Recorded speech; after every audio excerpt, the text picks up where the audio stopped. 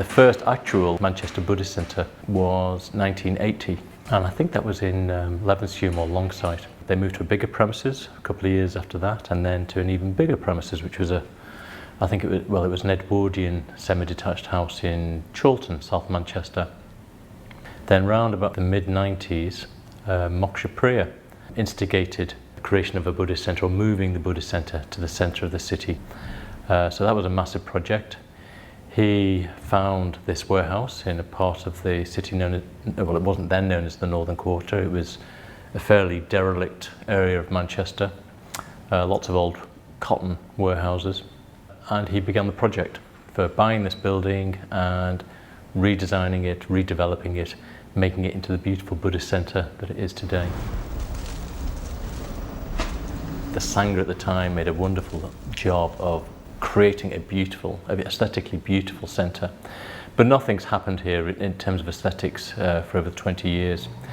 And we felt that it was time to make some changes, so it seemed like an opportune moment, 20 years on, to do that. So we've instigated a ground floor project, a refurbishment project for our ground floor. We've been fundraising for the project. We've aimed to raise £110,000, and we're doing really well with that. So we're going to install lift access, disabled lift access into the front of the building.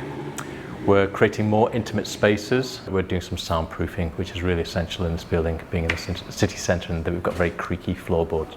We're refurbishing our shop, shifting the emphasis, so it's increasingly becoming an ethical, fair trade, vegan shop, one that serves not just the centre in terms of books and Buddhist paraphernalia, but also items which are connected to ethical living.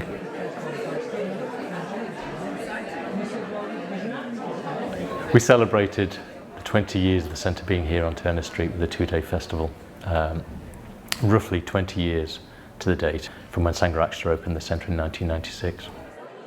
I walked up here a few minutes ago. I remembered being here when Bante came to open it, and I'd never met him before, never seen him closely, so I was totally surprised to suddenly see him appear just around the corner, and amble up the steps and say a few words, and then he pulled the little sash on the stone behind. It was a fun day. It's good. It's the beginning of something very exciting. We ran a competition earlier in the year for the creation of a banner, a bit like a trade union banner, because Manchester, as you're probably aware, has a very strong industrial and trade union history. The cooperative movement started not far from here. So we wanted something that would sort of represent both the centre, but very much about the centre being in Manchester. So having something of the spirit of Manchester. Janet Hill created a wonderful banner. She won the competition and put it together with a few other people. And we used that banner to process around the Northern Quarter, blessing. We did a sort of sand mandala blessing around the Northern Quarter with the Manchester Buddhist Centre at the heart. Om Maitri Swaha. Om Maitri Maha Maitri, Maitri Swaha. Whatever beings are assembled here, whatever beings are assembled here, whether terrestrial or celestial, whether terrestrial or celestial, let us salute the Buddha. let us salute the Buddha. The Tathagata is honoured by gods and men. The Tathagata is honoured by gods and men. May there be. We also thanked people from the past who were involved in the creation of this place. We wouldn't be here without them. What I'd like to do is invite Suvajra, who was one of the founders of the Manchester Buddhist Centre in 1977, to blow out the candles.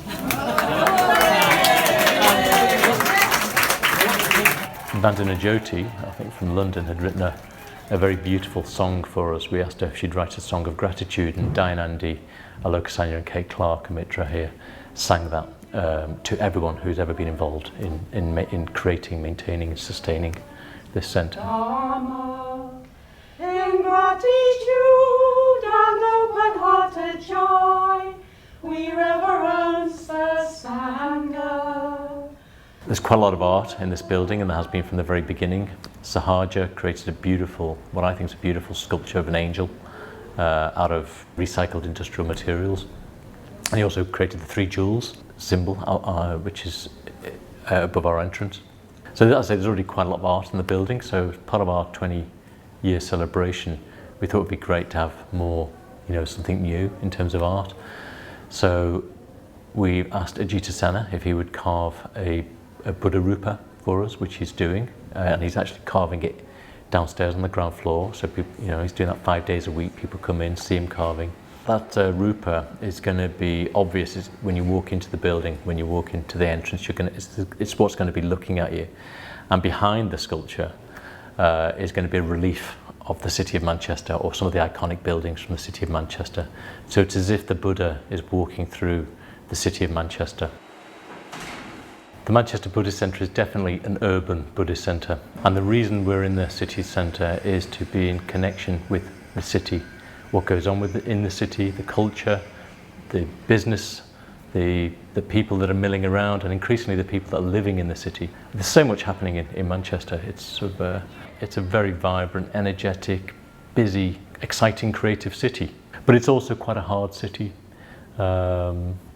It's quite a gritty northern city, and I think we have an opportunity, being here right at the heart of it, to reach out into all of that and to make something of it.